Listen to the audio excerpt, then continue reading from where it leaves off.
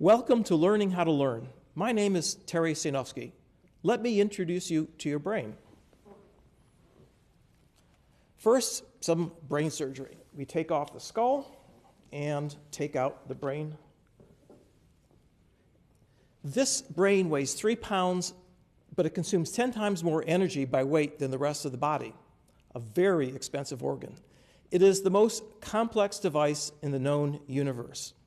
All of your thoughts, your hopes, your fears are in the neurons in this brain. We prize our abilities to do chess and math, but it takes years of practice to acquire these skills, and digital computers are much better at it than we are. It came as a surprise to discover that what we do so well and take for granted, like seeing, hearing, reaching, running, are all much more complex problems than we thought, and way beyond the capability of the world's fastest digital computers. What this illustrates is that we are not consciously aware of how our brains work. Brains evolved to help us navigate complex environments, and most of the heavy lifting is done below our level of consciousness. And we don't need to know how it's done in order to survive. Psychologists who study the unconscious mind have found that its influences include thought processes, memory, emotions, and motivation. We are only aware of a very small fraction of all the activity in the brain, so we need to rely on brain imaging techniques to guide us. Here is the activity map of someone's brain who was asked to lie still at rest in a brain imaging scanner. On the left is the side view of the brain, and on the right is the view from the midline.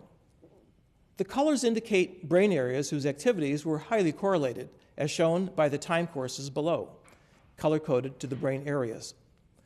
The blue areas are highly active when the subject interacts with the world, but turn off in the resting state. The red-orange areas are most active in the resting state and are called the default mode network.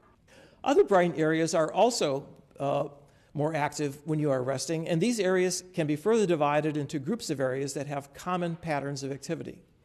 This is a new and intense area of research, and it will take time to sort out all the resting states and their functions. There are 1,000,000 billion synapses in your brain where memories are stored. The old view of the brain is that once it matures, the strengths of synapses can be adjusted by learning, but the pattern of connectivity does not change much unless there is brain damage. But now we know that brain connectivity is dynamic and remains so even after it matures. With new optical techniques for imaging single connections between neurons called synapses, we can see constant turnover with new synapses being formed and others disappearing. This raises a puzzle. In the face of so much turnover, how do memories stay stable over so many years? This is a picture of one dendritic branch on a neuron which receives inputs from other neurons. The synapses are on the spiny knobs coming off the dendrite.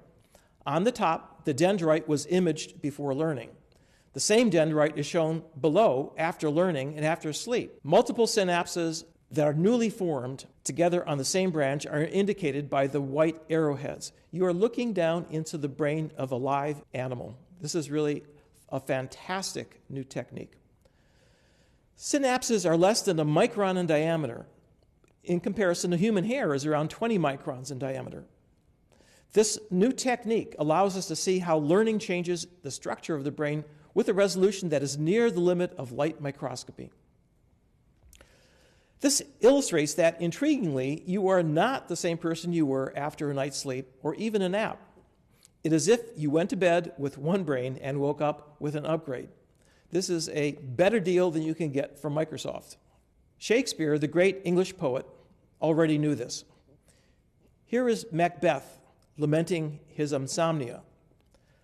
Sleep that knits up the raveled sleeve of care, the death of each day's life sore labor's bath, balm of her minds, great nature's second course, chief nourisher in life's feast.